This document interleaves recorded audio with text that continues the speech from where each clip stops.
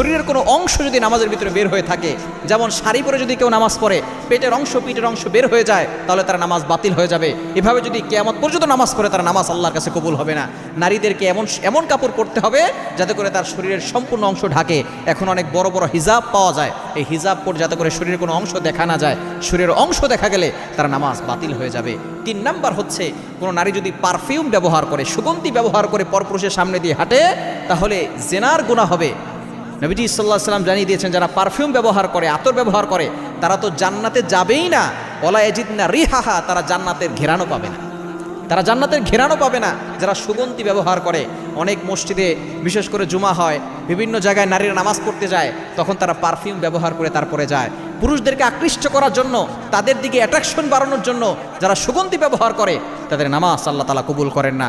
তাদের রোজা, তাদের নামাজ, হজ, কোনো কিছু আল্লাহ তাআলা কবুল করবে না। এজন্য অবশ্যই 3টি ভুল থেকে আমাদেরকে দূরে